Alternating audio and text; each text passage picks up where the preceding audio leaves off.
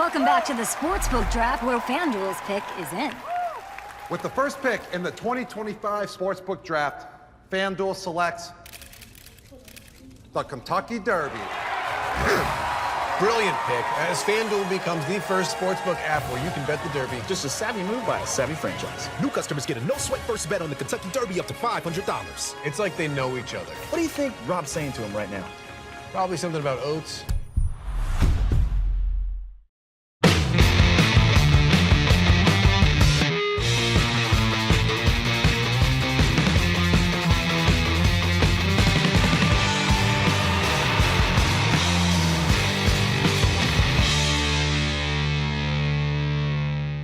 Hi, everyone. Thanks so much for joining us here on the Daily Racing Forum YouTube. I'm Gino Buccola alongside Mike Beer with producer Lucia helping us out as we preview one of the most competitive, challenging races all weekend that you're going to find on Kentucky Oaks or Kentucky Derby Day. This Churchill Downs, the Grade 1 sprint race that's going to go as race number 8 on Saturday, is a loaded race. We'll talk about the field in just a moment, but we want to let all of you know that the Kentucky Derby packages are now available. You can save all the way up to 39% when you get the past performances, betting strategies, the player's guide, and the clock reports all together in that Kentucky Derby package. Visit shop.drf.com. So you get the handicapping tools that you need, and then once you're ready to make your wagers, you go on over to FanDuel. They'll offer you all the way up to $500 in a no-sweat first bet back bonus for new customers. Head on over to FanDuel and get signed up now.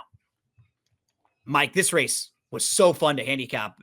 You have quality, quantity, a little bit of everything in here. Horses coming off long layoffs, horses starting their seasons. A horse like Mulligan, for example, he was so good the last couple times that we saw him, but he's drawn way to the outside. How about Nisos? We haven't seen Nisos since February of 2024. He was at the top of the 3-year-old division then, but who knows if he's anything like the horse we saw on paper at this point. Mindframe has the kind of pedigree and is a prospect to be one of the better older horses in training. It's kind of funny to see him still sprinting, though, because Pletcher has fierceness and locked. So I don't think he wanted to have them all facing each other in tough spots. And then you've got some other really nice sprinters in here, horses like Banishing, who are in really good form. Bookham Dano is a Grade 1 winner. You could make so many cases for different horses in here. Supporting cast is awesome in this race, but you're right about to start with the headliners. I mean, I feel like you kind of have to start with Nisos. I know he's been away for 15 months, but this horse, I mean, he looked like the best 3-year-old of that crop by far. The last time we saw him. I mean, he was just absolutely burying horses for Bob Baffert out in California. And unfortunately, he's, was sent to the sidelines and we haven't seen him. But I think you got to start the conversation with him. I don't know what you're going to get off the long layoff. His works look tremendous. And the fact that Baffert's shipping him here for a really tough race is probably a really good sign for this horse. He's 4-1 on the line, Gino. I think he's going to be the favorite at post time. Yeah, I think so too. And that'll probably like help your decision on, do you want to go against him if he's a little bit shorter, or maybe you're looking to include him in some of your exotics. What does Timeform US think as far as the pace projector? This was where I had a tricky time handicapping this race, Mike, because I think there are a lot of horses who have some natural speed, but who are fine sitting like second or third. Mulligan wants to go a little bit. Giant Mischief wants to go a little bit. I just don't know if they all are going to be lining up on the lead. They might just be naturally so quick in a big field that they're all kind of pushing each other, jockeying for a position. But I thought the pace here was murky. I had a tougher time kind of figuring out exactly how it's going to play out. I'm going to agree with you about all of that stuff. I mean, Giant Mischief to me isn't a speed horse, but, maybe in a spot like this, he'll go. I mean, there are a bunch of horses in there who have natural speed. I do expect the pace to be really competitive in here. I just don't know which horses are going to be doing the competing up front, because it's really hard to decipher. That's the key, right? So let's meet the field. Let's see if we can help map it all out for you here in the Grade 1 Churchill Downs. We start with Just Steel. He's second in the Arkansas Derby last year, and he goes into the Kentucky Derby, and people are kind of talking about him as like a live, maybe long shot. I think he was 20-1 that day. He hasn't really done much since the Arkansas Derby, been a little bit disappointing. And this is going to be a tougher field than what he's been facing recently, because he was behind Banishing. And not only is Banishing back in here, but other big players, as we talked about. Yeah, if I was going to try to make the case for this horse, and I ultimately couldn't get there, but he's obviously a big price in this race, Gino. I feel like he's probably in a little over his head here.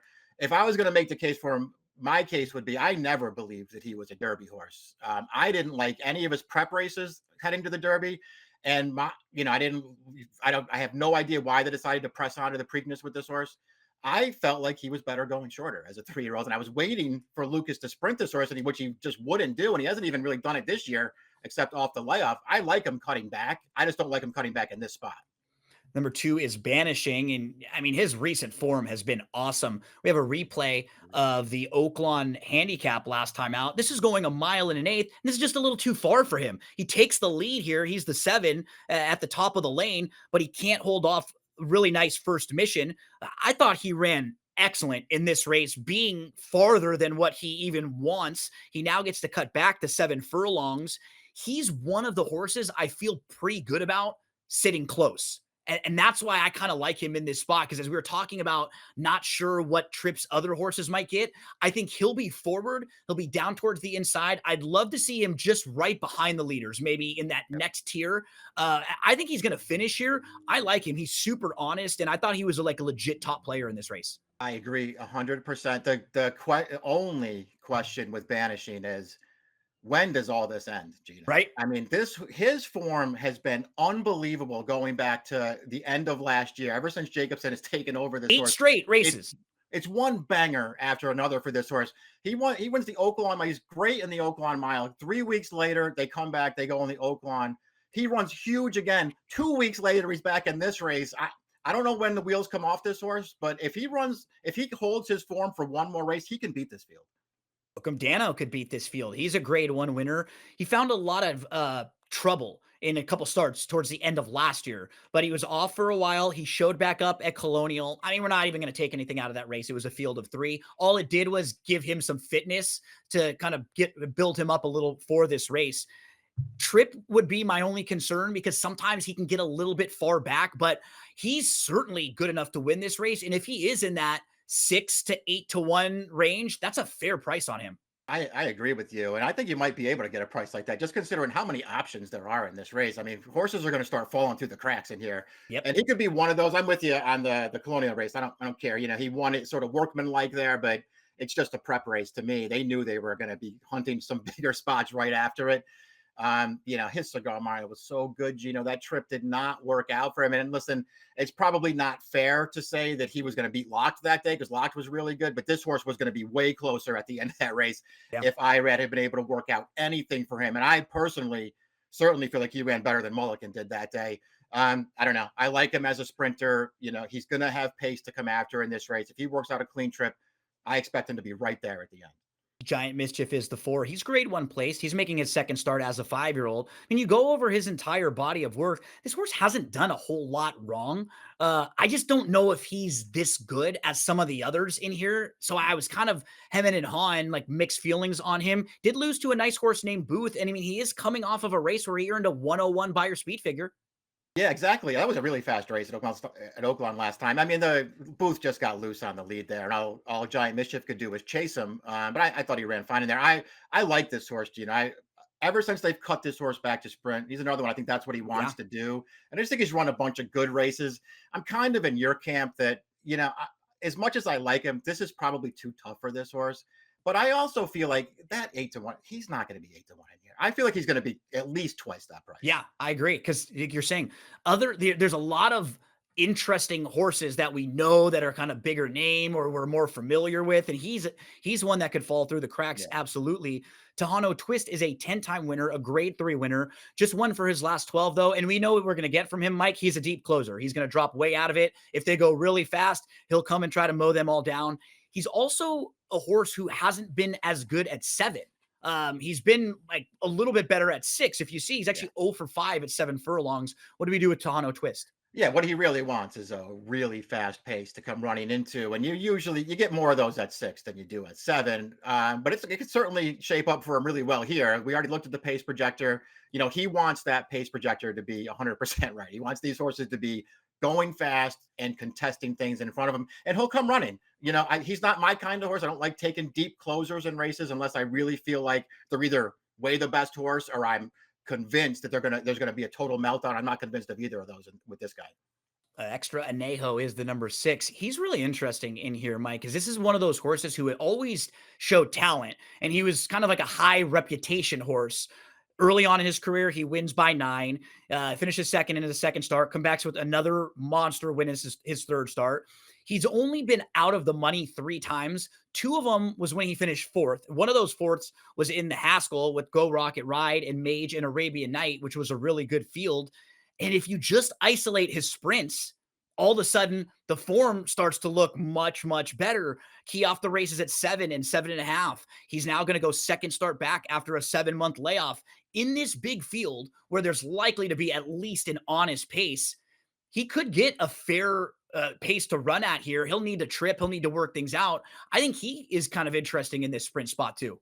I do too. Ultimately, there's so many horses to like in here that you can't like them all. You got to sort of make decisions here. And I thought I was going to actually like this horse way more than I actually did. And for a while, I had him in there in my top 4 picks. And I ultimately got away from him a little bit. He did run well last time, though, Gino, and he did it in a fast-paced race where he came running at the end and closed it down. Maybe he can do it again.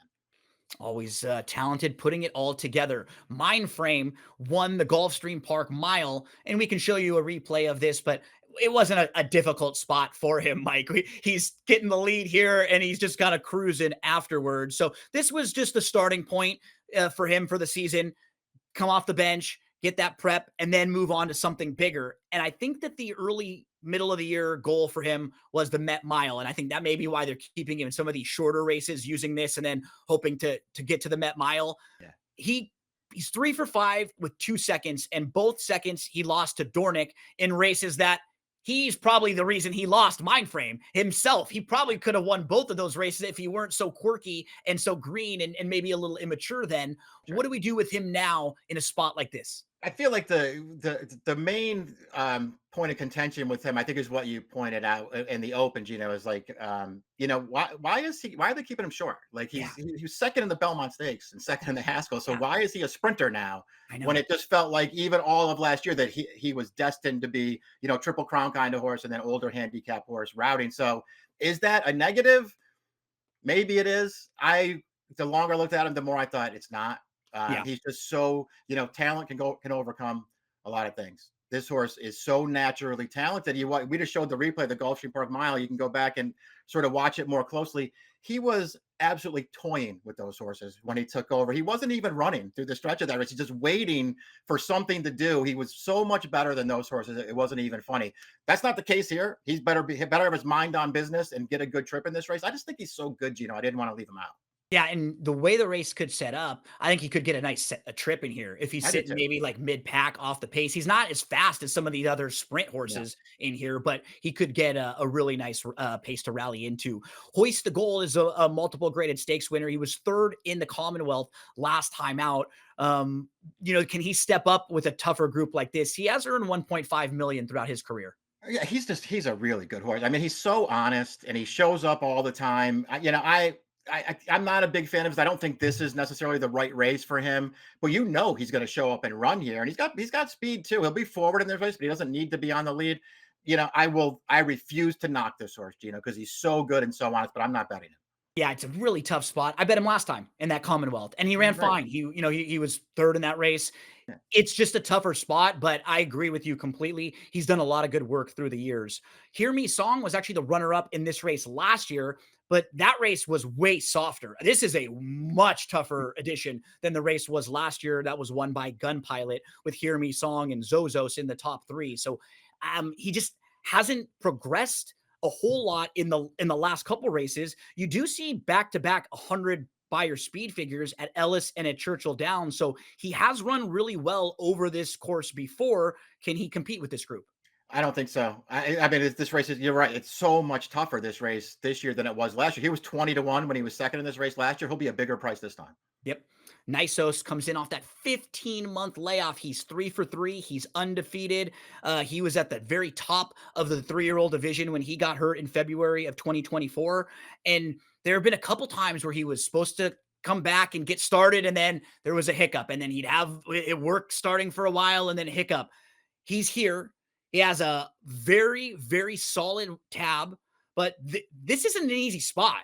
right? It's not like he's just coming back from a return and he's facing soft horses and he's just got to be okay. Like, he's going to have to be as good as he was when he left to be able to compete with Banishing and Mindframe and some of the buyer speed figures that they've been throwing up recently, Mike. Exactly. And again, as we already sort of referenced, I think we both agree that he's probably coming way down from that 4-1 morning line. Oh, yeah. It just makes it even harder to bet him here, Gino.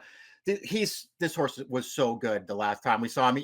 At this point, you just hope that he comes back and he can still run, because he has the chance to be, I mean, just a horse to follow throughout this year in all of the big races. He could win them all. He's super, super talented. I'm not betting him in here, but I hope he runs really well. Yeah, he's the type of horse who I probably only have on my tickets that are like pick fives, where Okay. I'm keying in on my other really strong opinions later on. And he's like one of those saver horses when I single a 10-1 later, because I don't necessarily want to be knocked out of everything if he wins, but I don't know if the value is going to be there with a horse like this off of that type of a layoff. Let's round out the field, Mike, with Mulligan. He's a grade 1 winner. He's a multiple graded stakes winner. He was 3rd in the Breeders' Cup Sprint. Wasn't really a strong edition of it on paper, but Straight No Chaser came out of that race and went over to Saudi and won. And then he was 2nd in the Cigar Mile before behind Locked. So those 2 races are pretty solid. I know last year he kind of beat up on a soft sprint division, but when he stepped up and faced a little bit tougher, he was competitive with them at least. This is his first start, though, since December, and he's drawn way to the outside. What do we do with him here? His form is just really good. I'm kind of done. I think I spent the entire 2024 campaign of his just sort of knocking, like sort of poking holes at him, not really wanting to bet him. He kept going off at short prices, and I'm like, you know, why? Why do I have to bet this horse? Why do he doesn't have to win. He just kept winning and running fast races. The Breeders' Cup was good. His Cigar Mile was good. I don't know. He's 7-2 on the morning line, June. I would never take that on him against this field, but I've been wrong about him all down the line. So you might as well just stick with him, I guess. Honestly, Mike, as we move to selections here, there are so many horses that are in playable price range. When you go down from Banishing to Bookham Dano, who you have, Giant Mischief might be that, Extra Anejo might be that. Those are all horses that could be playable at fair prices. Talk to us about Bookham Dano. I just feel like he's one of the horses who won't take a ton of money in here. And I know that his good race is good enough to give him a chance in this race. He's going to need the right kind of a trip. You pointed out, tends to wind up in these sprints. He tends to wind up towards the back, and he's got to work out a clean run. But when he gets clean runs, man, does he come running. The longer I looked at the race, the more I liked him. I like yours. I don't have Banishing in there. I just sort of substituted Giant Mischief in there because I think he's going to be a huge price, and I like him. Banishing, I have no knocks on him. I think he's going to show up and run well again. And I got the 2, the 7 and the 10. They're the 2 horses that are the most interested in here. I just put him 2nd and 3rd. Yeah, and I completely feel the same way about Bookham Dano there. I have no knocks on him. He will be like a pick 5 horse that I'm using on my tickets. I think this 8th race does start. I think the late pick 5 that actually ends in the Kentucky Derby. So a pivotal race for a lot of you who are playing those multi-exotics. And when you are playing those races, you're going to be playing them with our friends over at FanDuel. Don't forget, you can sign up now. New customers can get all the way up to $500 of first bet, no sweat back. FanDuel, join now and play the Derby and the Oaks this weekend. Good luck, everyone, playing the Churchill Downs, the grade 1. This is one of the best races you'll find all weekend long. Race 8 on Saturday.